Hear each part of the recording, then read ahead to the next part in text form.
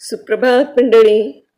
मी नीलिमा पटवर्धन आणि कालपासून आपण माझ्या अलास्का क्रूज ट्रीपचं प्रवास वर्णन ऐकायला सुरुवात केली आहे. तर कालच्या पुढे सुरुवात करते.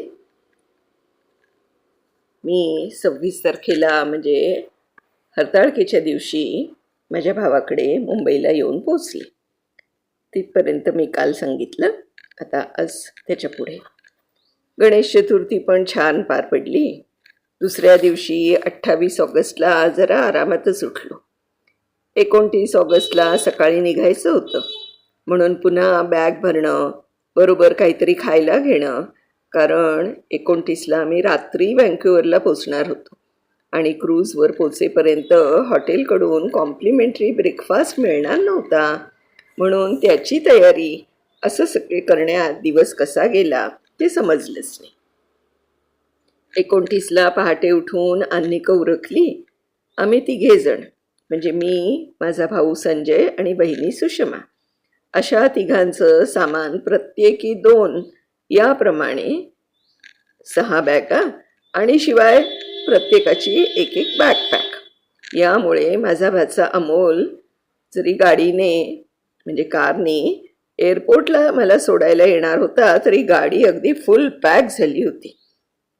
एअरपोर्टवर पोचल्यावर बोर्डिंग पास, सिक्युरिटी चेक वगैरे सोपस्कार उरकले. संजयनं बिझनेस क्लासचं तिकीट काढलं होतं, त्यामुळे लाऊंजवर जाऊन भरपेट नाश्ता केला. फूट मसाज पण कॉम्प्लिमेंटरी असतो, तोही करून घेतला. माझ्यासाठी हा अनुभव नवीन होता, पण छान वाटलं. आमची फ्लाईट लंडन मार्गे होती. तिथे दुसऱ्या प्लेनमधून व्हँक्युव्हरला जायचं होतं. दोन्ही प्रवास छान पार पडले. बिझनेस क्लासमुळे बसायला जागाही थोडी प्रशस्त होती. प्रवास लांबचा होता तरी विशेष त्रास झाला नाही. लंडनला पण लाऊंजमध्ये आराम केला, खाणं पिणं झालं. व्हँक्युव्हरला पोचल्यावर तेथे सेल्फ इमिग्रेशन कंपल्सरी होतं. हाही अनुभव आमच्यासाठी नवीन होता. तेथे उभ्या असणाऱ्या एका लेडी स्टाफ मेंबरची थोडी मदत घेतली आणि सामान कलेक्ट केलं आणि बाहेर आलो. हॉटेलची पिकअप सर्व्हिस बस येणार होती म्हणून चौकशी करतच होतो. तेवढ्यात बस आली. त्यात सामान ठेवून आम्ही हॉटेलवर पोहोचलो. चेक इन करून रूमवर आलो. संजय, सुषमा बरोबर होते म्हणून मला जराही टेन्शन नव्हतं. आंघोळ करून फ्रेश झाले. तेवढ्यात माझ्या रूम पार्टनर लीनाताई पालकर या पण रूमवर आल्या. ती सर्व मंडळी आमच्या आधीच तिथे व्हँक्युव्हरला पोचलेली होती.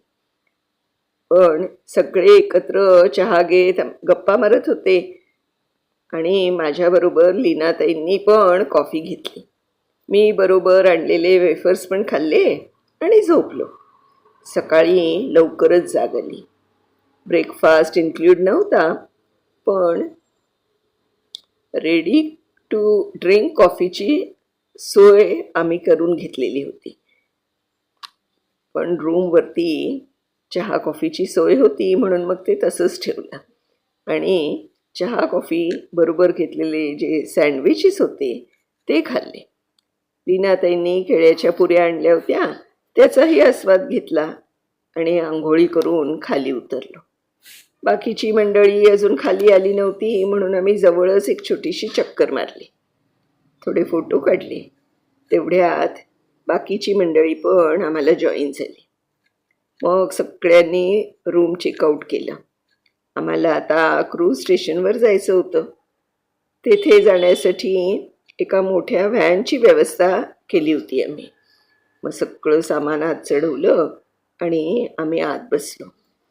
जवळजवळ अर्धा पाऊण तासाच्या ड्राईव्हनंतर आम्ही क्रूजच्या स्टेशनवर पोचलो. म्हणजे आता जिथून क्रूज निघणार होती तिथे आम्हाला रजिस्ट्रेशन करायचं होतं, तर तिथे पोचलो. आता ह्याच्या पुढचं खूप इंटरेस्टिंग आहे मंडळी, तर ते आपण उद्या वाचूया. तोपर्यंत मी नीलिमा पटवर्धन आपली रजा घेते. धन्यवाद.